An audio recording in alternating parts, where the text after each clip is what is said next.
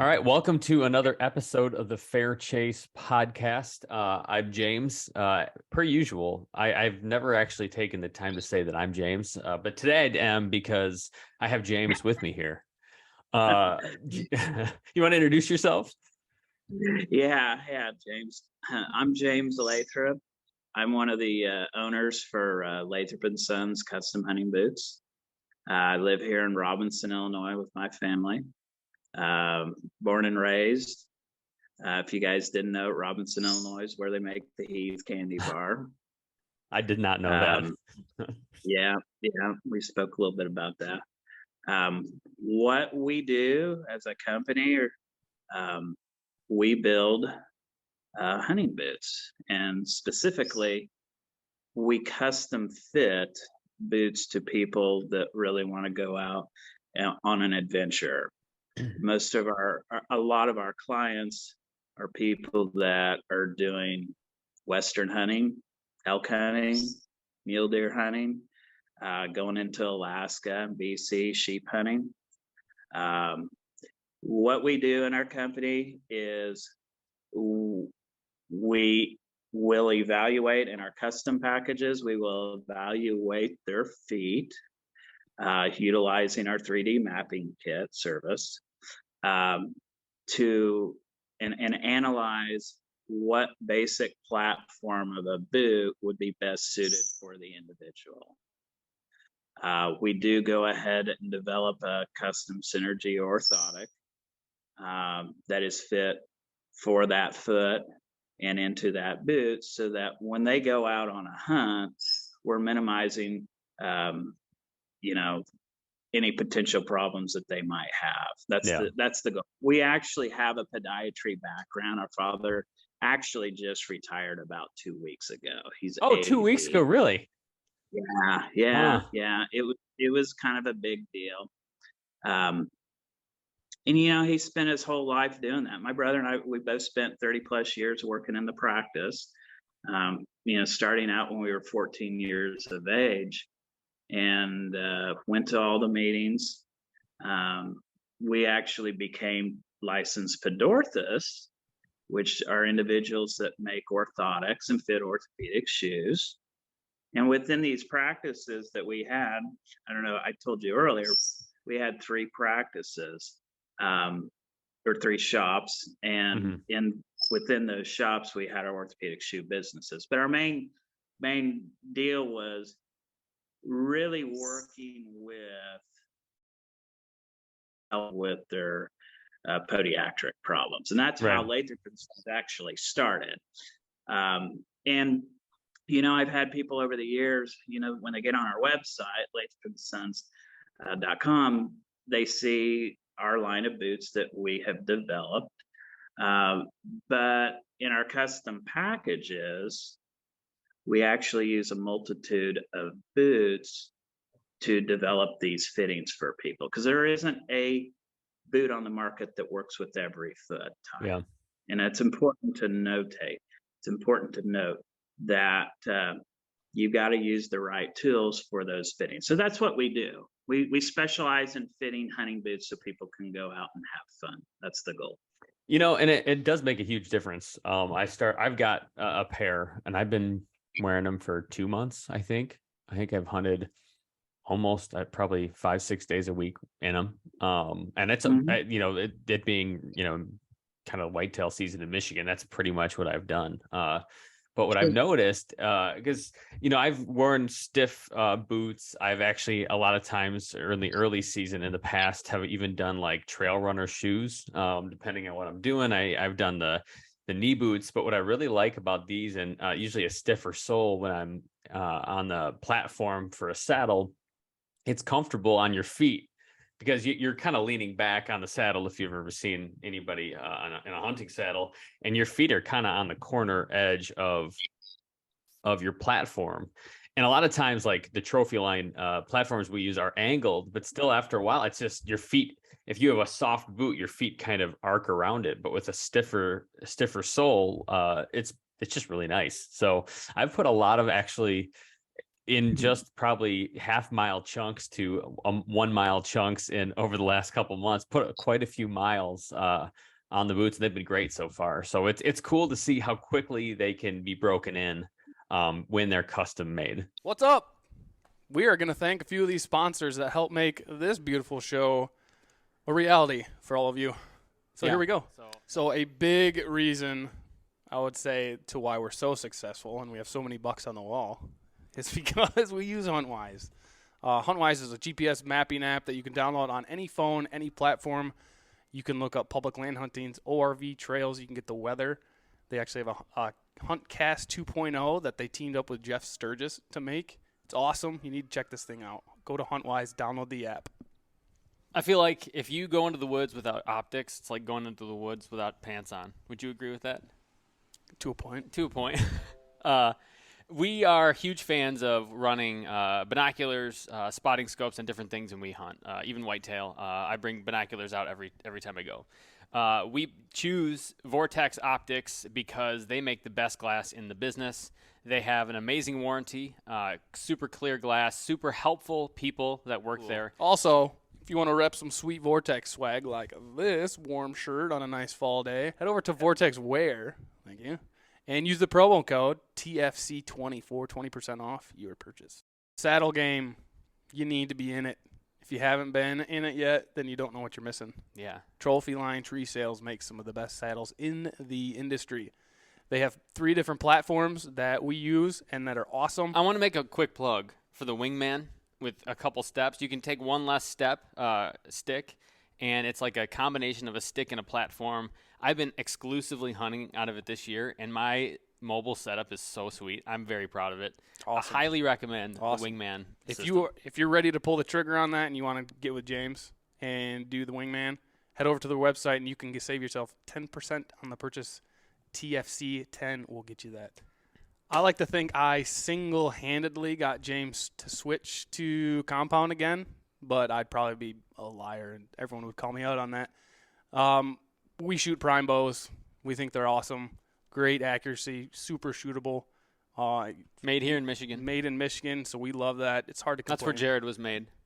So surprisingly, we like that. Yeah. Welcome. So go check out these prime bows. We are of a firm belief that the arrow is the lifeblood of the archery industry. We've said it 1,000 times. But in all seriousness, we are huge fans of arrows that are durable, that fly well, and that kind of make up for some of my inaccuracies in the way that I shoot. So we shoot Vector custom arrows. The hammer. The hammer. That's Thor. They are made in Wisconsin by our buddy Isaac. Great arrows. And if you want to go and get yourself some, have a little bit of a discount, use TFC10 for 10% off. Or call Isaac up and tell him we sent you. Mm-hmm. You want his phone number? Comment below. Yep, comment below. Yeah, it really is. I always tell people that if there is something that's not quite right, if there's an issue, whether it's something that we've done that needs to be tweaked, or they've tried all these different boots out there for one reason or another, still having an issue. Yeah. The reason they're having an issue is because something's out of balance. We're dealing with the anatomy of the lower extremity. Right. And everything has to be in balance so that it's working in unison. And that's where, like our boots, in our design, we specifically developed this midsole so that it has a certain level of heel height. We developed this midsole to have a certain level of toe spring. And these features right there is pretty much what keeps that foot and boot working together. And if it wasn't that way, if it didn't work that way, why then you'd run into a scenario where you're going to get a lot of heel lift. Yeah. Think of it this way. Years ago, James, I had a guy come into the office, and I've told this story a million times. This guy come in the office, and I was doing his history for him, and I looked down at his shoes, and I looked up at the guy, and I was like, really? Seriously? And he knew what I was looking at. I was looking at a set of wooden clog shoes. Now, who walks into an office like that having problems? I mean, to me, I'm like, what are we doing here, right? Yeah. Is he Dutch? And no, no, he wasn't. But what was funny was I just asked him, I was like, are they really that comfortable? And he said they truly are. Well, they were made, even though it was made out of a block of wood, it had that curve of the toe spring, it had that curve of the heel height. It's basic, orthopedic principles for a shoe. It makes that boot it makes the boot be able to flow with a person's gait as they're walking. And that flowing is what keeps that heel and that foot gear functioning together up and down the way it's supposed to be. And that creates a bit of a custom fit. Orthotics itself, inside that enhances it, intrinsically adjusts the foot so that it can perform or help eliminate other types of problems. So yeah, there is a lot to, a design of a boot, and there is a lot to selecting the right design for each and every person, and that's what we try to do there. Yeah. Well, now I got to transition to because when we do these episodes, we have set questions, right? So we've got your background. The next two questions are kind of lead us into the main reason why we're here to tell a hunting story. So the first is, you were telling me before we started with about recurve hunting. You mentioned caribou, lots of bucks and stuff. But if you had to look back and pick like your favorite hunt or your favorite one, like if you had to pick one hunt that you could only do one in a year, you get one hunt entire year, what would that be?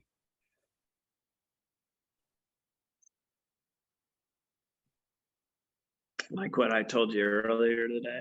I don't know. That's what you're asking. No, just if you could pick one hunt to go on in 1 year, in a year, one hunt, what would it be? Elk hunt. Elk hunt in the rut, late season. What are you thinking? Absolutely, in the rut. I mean, there's something regal about those animals. I mean, it's like, to be in the chase, to hear them bugle, just to watch them. Yeah, it's pretty magnificent as far as I'm concerned. To be able to, and I'm not a very good caller at all. Right. But, if you do it and you see it happen or really even just see like an expert caller call them in, I mean, it's pretty awesome. Yeah. It's pretty awesome. And they're just such a beautiful animal. Of course, they taste really good too. So. Yeah, they are pretty delicious. No, that's fair. It's not totally original. I'll say that. A few of our guests have said it before, so they beat you to the punch. But I was kind of expecting a lot of people to be fans. So next question, then. This one's more serious. On a more serious note. So this is our third time asking this. Third time, anyways. And Jared's not here to corroborate my story, but basically the question is this: if you could pick one hunting superpower, right? So you could choose one way to be invisible to an animal, whether it's invisible to their sight, they can't see you, whether they can't hear you, so you're invisible to their ears, or you're invisible to their nose, they cannot smell you. And it's for any game you hunt, you could only pick one. What would that be?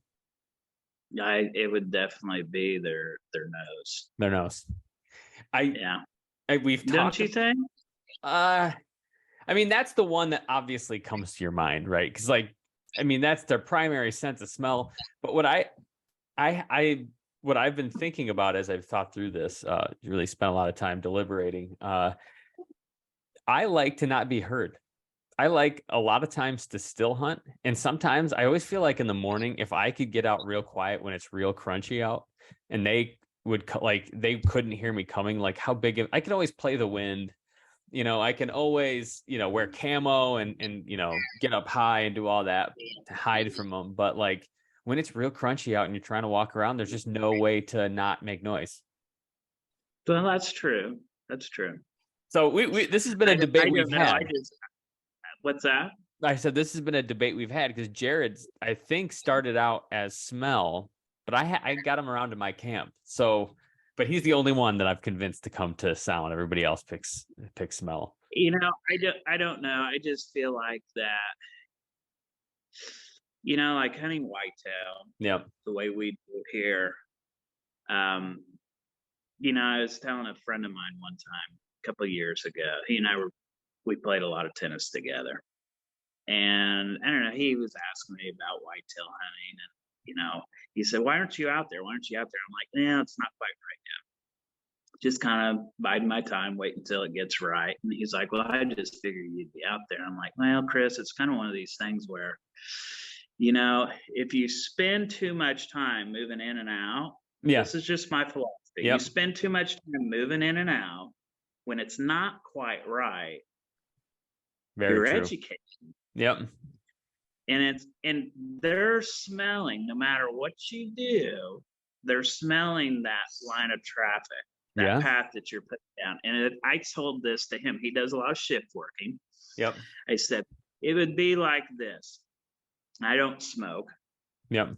But it would be like if I was a smoker, heavy smoker, and you're sleeping during the day or at night or whatever, and I just come into your house, sneak in there, and just set off in the corner for about 5 hours twice a day. Yep.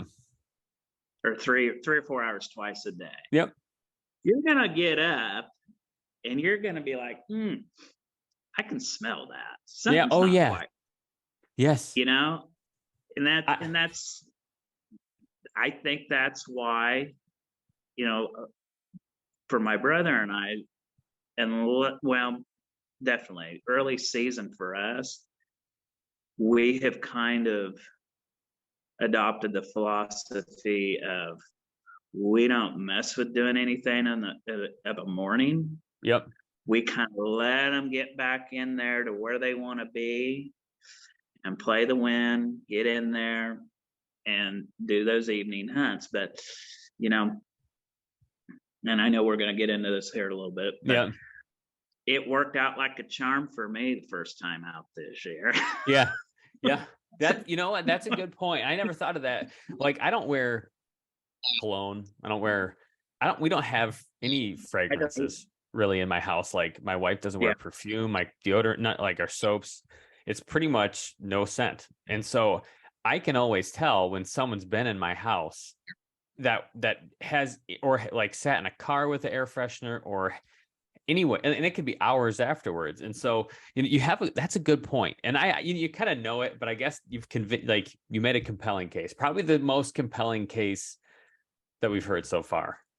All right, moving on. We got to move on to the question now. The main reason why we're here. So, the series of podcasts that we're doing right now is based around this idea of like the hunting story. Looking back, Jared and I just had spent some time talking about how really one of our favorite things about hunting is the fact that you can go and tell stories about it to other people. It's the sense of adventure. You love to listen to other people do it, right? And so we started this series a couple of months ago, and we're actually extending it beyond what we initially planned, just because there's been so many good stories, and it's just gone over so well with the people that have listened. So with all that in mind, when you think of a great hunting story that you've been a part of, what comes to mind? What story comes to mind? Well, to be honest with you, I think it'd have to be like this year for me. I know that sounds kind of crazy, but I feel pretty dang blessed this year. So my story is, and to kind of go into what you were alluding to, I can remember one night having a conversation with my wife. And most of us, if you shoot a nice deer, people want to get it mounted. And to that story, some people, they think, oh, do you need to mount another one? Do you need to mount another one? Well, you know what? The way I look at it is, I can look at every mount that I have in my house, and even really to my brother's home, because I've been part of a lot of those tracking jobs. As the brother, it's your job. Yeah, it is. You help each other out. He's helped me out. I help him out. But when you look at those animals, you can tell, when you took them, you knew what time of day it was, what the weather was like, everything about that. It takes you back to that point in Yes. time of the story. And so you could be walking through your house and your buddies walk up and they said, "Where did you do that?" There's a story, right? Yep. So this year for me, it kind of actually started back in I think it was the 9th of July. Okay. My wife and I rode over to my mom and dad's house to check the pool chemicals. And unfortunately, we had a little mishap when we left, and my wife accidentally dislocated her foot from her leg in a bike accident. And I remember she said to me, "Oh my, I broke my leg. I broke my leg." And I kind of walked up to her and grabbed the bike. It sounds horrible, but I thought she was just, being dramatic. Yeah. No, I looked at the position of her foot, okay? And I realized we had a problem. And anyhow, we ended up having to have surgery on it, put her back together. And here I am going into this season in the summertime, really wanting to be prepared. Yeah. Make sure I got all my stuff dialed in. I'd gone out and we'd planted food plots, sprayed for weeds, all that stuff. I was really, this was going to be a year that I was going to invest some extra time into it. Because the year before, I really didn't get to. I did a bunch of home improvement work. Okay. And so here I am now. I'm playing nurse. Right. I mean, I'm taking care of that's your job, right? Yeah, of course. Yes, absolutely. And got no problem doing it. It's 6 weeks of non-weight bearing. And that 6 weeks actually goes further than that. Right. I mean, you're just taking care. So here I am. I'm really kind of behind the 8 ball. Well, once we finally got moving around, I'm not just going to leave my wife. I didn't say this earlier to you, but my wife likes to bow hunt too. And she'll go out by herself. So we go and mess with the tree stands together. Right. So I took her with me. We went in there. I happened to have had a little bit of a problem with the cell camera. The PIR just kept kicking off every 5 minutes. And anyhow, we were leaving this property and I stopped to see if the camera was working.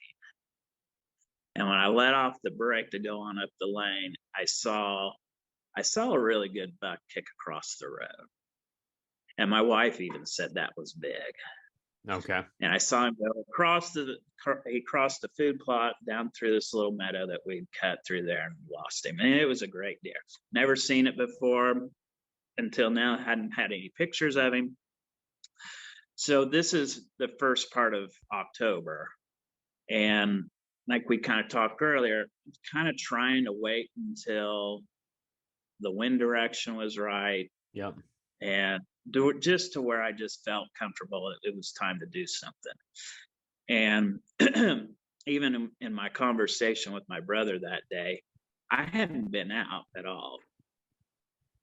It was about the 27th of October. And I told Steve, I said, "I'm going tonight. I'm going." And he said, "Boy, you're really ready to go." And I said, "I'm going tonight. Come 2 o'clock, I'm out of here." He had a consult to do. I took off, went to the woods. And I'm not kidding you. I sat there for about an hour and a half. And I heard something coming down the ridge. And I turned to my right and looked. And this buck at first looked like it was a year and a half old. Yeah. Closer he got bigger and bigger and bigger and bigger. And he stood there in this hole in the creek and started drinking water out of it. And I'm sitting there looking at this buck going, God, he's kind of spindly. My God, he's got long beams on him. Oh, God, I just think I probably better shoot him. He looks pretty darn good. And he picked his head up and turned, and I thought, I didn't realize what I had in front of me. This is the first hunt too, by the way. Of the whole year. And it's been a while. The Like the whole season's year. been going. Yep. It's been going, yeah, since October 1st. He turns towards me. I drew back and I started settling the pin like we all do. Yep. Down onto his body. And about that time, he turns to the south and he starts walking away. And I just pulled it right up onto his side and thumped him. I watched that arrow just bury in his side. He just took off and ran. Now, he ended up being, I mean, he's just a great buck as far as I'm concerned. Not the biggest. Yeah. He scored 137 and some change as an 8-point. He's a Yep.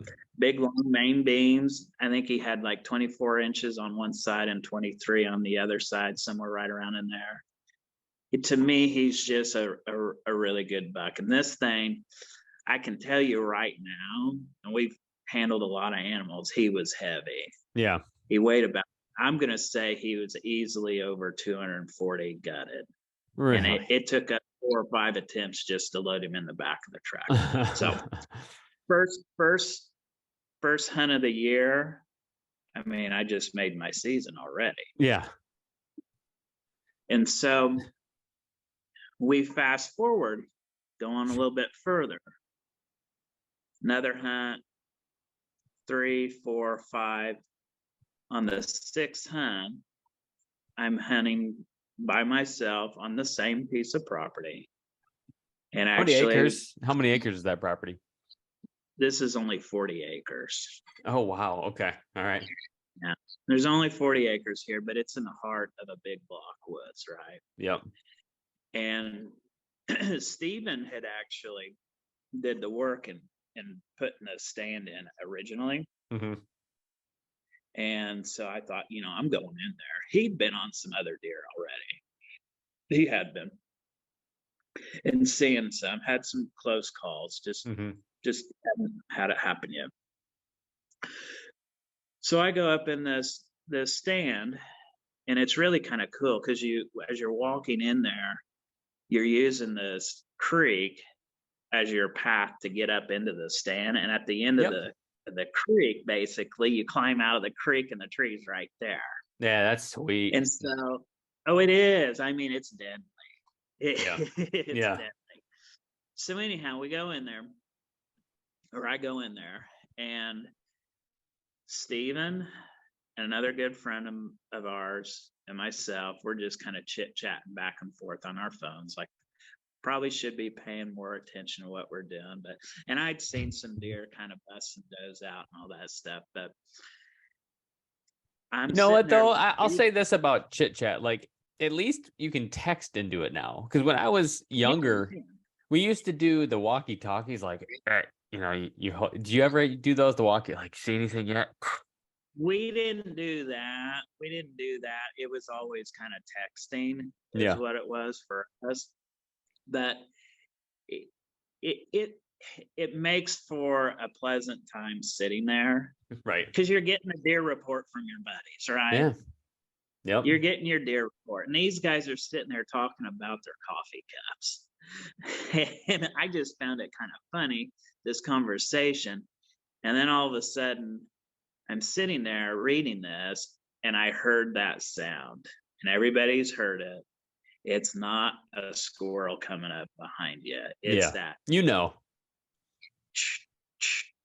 And I just happened to turn to my south, and it was just, oh God, I got to get rid of this phone.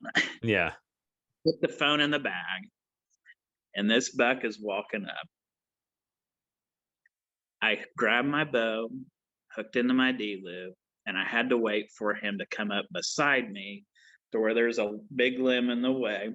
He was headed right north up into this bedding zone. I mean, he was intent looking that direction, but I had to wait until he got past me. And as he's passing me, I stand up, and that dang seat didn't go up with me. So I had to disconnect, and I start freaking out right now, James. I'm freaking out because I got to flip this seat up so I can turn around so I can draw back and get a stable platform and hopefully make the shot as he's moving. Well, fortunately, there's about 3 or 4 scrapes up there. He come to the first one and stopped and started messing with the scrape. Yeah.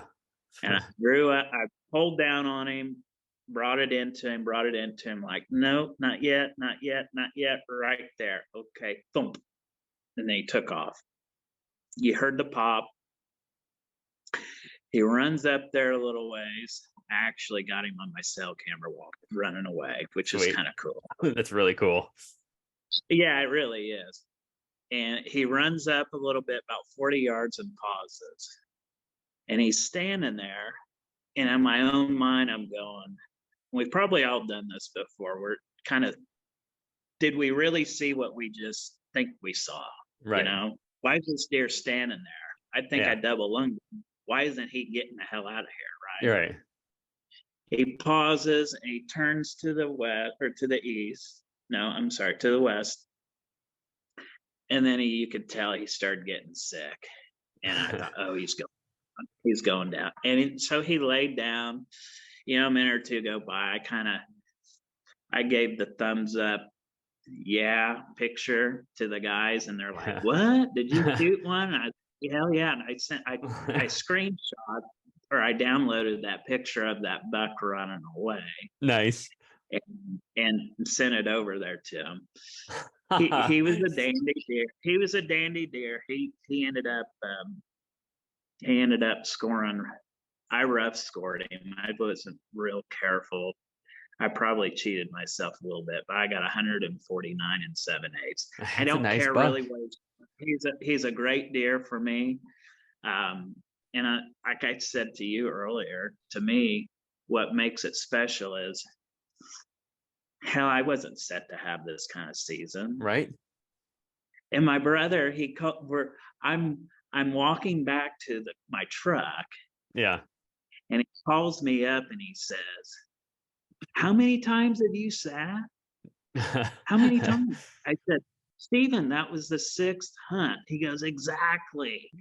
You're tagged out, dude. I'm like, wow. No, I know. It's kind of the Cinderella story. I mean, this stuff doesn't happen to me. No, you know, fortunate. Well, and that's a great batting average. Like, that's a pretty good batting. Yeah, is it a good bat? It's a pretty good batting average. You know, yeah, it is. I have to ask. So you're saying you're mentioning, and I don't know why this came to mind, but you're talking about bringing your pin over before you decide to shoot. When you're shooting, when you shot this buck, and maybe when you typically are going to shoot an animal, like, do you shoot the moment that pin is on the vitals, or do you let it sit there a minute and then shoot? It's probably gonna sit there for a second.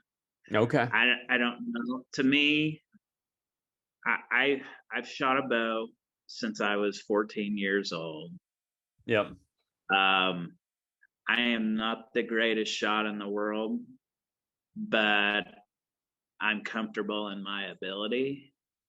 Yeah. And there have been times where, you know, when you're shooting a live animal versus a target, it's completely different. And what goes through my mind is, you gotta make it count. And so, like on that last buck, no kidding, I can see it right now. I can see the pin coming in there, and the pin was on it, but it's like, no, get it over there. Because, you know, I mean, I don't know. You're always fighting against yourself because you want to send that arrow. Your body wants to send it. Don't you? Yeah. I mean, that's, to me, that's that you're almost fighting, you know, trying to make that happen. And, you know, that's when you get target panic. That's when I had this. It's not so bad right now. And I actually think shooting with a thumb button was actually the worst. I had the hardest time with a thumb. But for a little while, the moment I'd got that on him, it was like boom, boom, you know. So much so that I just was like, I need a break. That's when I started shooting a recurve. I wanted to just, I needed a break from it. Came back, and it seems to be getting better. I've been doing some things to work on it. But I asked that because the way that you describe it, I'm like, I wonder what your approach to that is.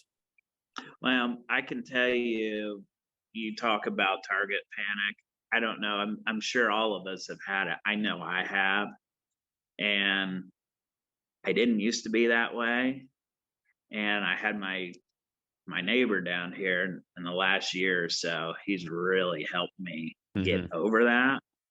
But you know, maybe there again, that's another thing. I mean, we've talked about just amongst ourselves, and I've brought this up several times to guys. You know, I feel really great about both of those shots. Yeah. And I personally have said, you know, I made it happen. Yeah. And I made good shots on both of those deer. They weren't far shots at all, but I brought that in there, that pin right where it needed to be. And you know what? You gotta say, I mean, we all know somebody that's accidentally made a subpar shot, hit them in a particular area. You know, sometimes it's hard to get that pin right where it needs to be. And You know, I was pretty proud of that fact. I'll admit right now that 2 weeks ago I did that on the biggest buck I'd ever. Well, it wasn't that I had a trouble aiming at all. It's just it. I actually ended up hitting a buck low. I was sitting in a new spot, sitting on the ground. A spot, actually, it's like parkland or green space here in Lowell. I just sneak in at night. No, I'm just kidding. I got drawn to hunt it. And so me and a few other guys are able to hunt it all year. And like the last couple weeks, no one's touched it. But I go out and I'm kind of at this knob hill where it's I figured they'd follow the hill out. Well, I didn't kind of anticipate a buck coming so close to me. So he pops around kind of the corner, and with, all of a sudden he's 5 yards in front of me, and I'm on the ground in a downfall and kind of just brushed up in. So I'm like, holy cow, don't move. He's not seeing me. He moves till he can finally see my silhouette again, because I thought he'd be at least 20 yards further down. So I'm like, okay. So he kind of sees me silhouetted. The weird thing was he had been shot already. His other side had been shot. So his leg, he could not put any weight on it, but he was definitely cruising. Like his nose was down, cruising on 3 legs like crazy. I'll send you a picture of the buck, but would have definitely been the biggest buck I've ever shot. And so he kind of gets kind of spooked, but he doesn't run at all. He just kind of walks faster down. And so I'm like, oh, this is my one shot. So I stand up, and I had thought he covered maybe 20, 30 yards. I know that my 30-yard pin, I can go, there's not much of a difference sub 30 where I hit, in terms of like lethality. And I can get like to 32 and be really with holding it there. So I'm like, I'll hold it a little high. He's got to be 35 yards. I don't have time to range find it. He ended up being like over 40 yards, like pushing 45 yards. I hit him low. I thought I missed. Went and, grabbed my arrow, and I'm just like kind of shook, because it was just like it was a 10-second thing that came out of nowhere, right? See a bunch of hair. I'm like, oh, clearly hit the brisket, I look, and there's blood he's bleeding like you shot him right in the lungs, right? Blood spraying out. Tracked him for probably 3/4 of a mile, after waiting at least an hour and a half, or that was after even waiting to go find the arrow. So probably 2 hours had gone by. And I figured I'd just kind of lightly look after it. I don't want to bump him, and then I'll back out. So I did. Ended up kind of getting nervous about it. So I called a friend who has a dog, like a certified dog blood tracker. We get him out. We followed that deer for a long time, way into the night. I came back later, and he lived, I think. So I didn't know. I haven't seen him since. But today, funny enough, I was out hunting. I had posted about, on our story of something I was doing, saw a nice buck this morning. And somebody reached out and actually had a trail cam picture of the buck that I shot. So he sent it to me. So I finally got to see it today. And like in your mind, you keep seeing, like when it happens that fast, I don't at least remember exactly what the rack looked like. I just remember a huge buck, focus on his vitals where I'm going to shoot and just don't think about anything else. So I did remember he had these two endpoints that were kind of nubs, like extra points between his G whatevers. So I talked to this guy. He sends me some trail cam pictures of bucks he's got in the area, and all of a sudden I'm like, that's the one. He had gotten drawn to hunt the same spot. So at least now I know what he looks like, but he's out there. He's out there still. So I'm that guy. I'm the one that makes a bad shot. Yep. Look, if you do it long enough, it's gonna happen. Yeah. Yep. It's part of life. It's part of doing it. Fortunately this year I made 2 great shots, and I'm tickled to death. And like I said, it's just been a season that shouldn't have happened, but it did, and I'll take it. Hell, I don't care. No, of course. Yeah, that was a great season. Yeah, no, those are. I mean, to tag out like that, you did in like 6 hunts. Did you say? Was that how many? Well, and then here you go. Shortly after that, let's see. So I didn't say this to you. I forgot. That second buck I killed, my wife and I took it to the taxidermist that night or that afternoon. Came home. We're sitting on the couch, and my brother Steven calls me up, and he killed his first one. That was a good buck too. I actually saw that. We both killed 2 really good bucks on the same day, which we'd never done that either.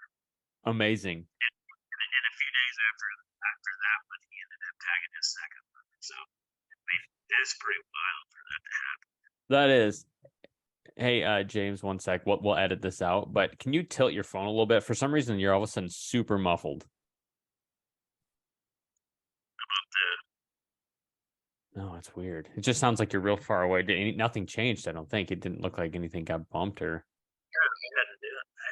There we go. That's good. Whatever just happened. Okay. Yeah, no, you're good. Like that, was it? No, it just happened. Just started. Yeah, I don't know. Well, I mean, fantastic year, 2022. Definitely one to remember. Now we're on to 20. Like next year, you got to top that. I don't know how you do, but I'm gonna be waiting for the pictures sent over after your. You know what? You got to do it in less hunts. So maybe 4. Can you do it in 4? No, I don't know about that. Well, hey, it's a great time. It's always fun to be out there. Oh, there's never wasted time sitting out. Yeah, and sometimes people need it in 6. I've been hunting, I think I'm in the 70s for deer days in the woods, and I've only got 2 down, and only one of them was a buck. So I think you have me beat by like tenfold, more than tenfold. Next year's my year. I can tell you this. I've done the 30 and 40-day grind myself. Yeah. Morning and evening. And I mean, just you talk about, I've done the grind. Well, hey, I appreciate you coming on. We're coming up on time here, but thanks for inviting us. Yeah, for people who want to know more about what you do, like professionally, your boots. Like I said, I actually highly recommend them. Can't recommend them highly enough. If you're looking to do adventure hunting or even whitetail hunting, they're amazing. Even hiking. But where can people find out more about you and the things you guys do? Well, we have a website. It's lathropandsons.com. You can follow us on social media, Facebook, Instagram.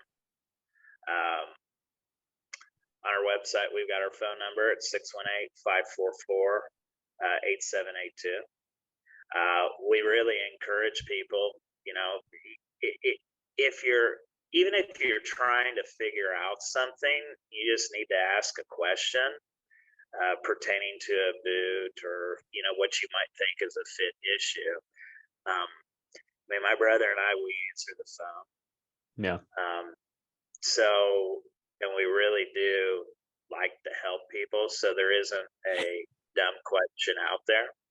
So, you can contact us through the social media network, send us an email. through our website, or just pick up the phone and give us a call, and we'll sit down and spend some time with you and try to help you figure out what direction might be the best thing for you. Yeah. That's the best way of doing it. Excellent. Yeah, they're worth checking out. Like I said, and hey, James, thanks for coming on and telling us an epic hunting season story. Well, I appreciate it. Thank you very much.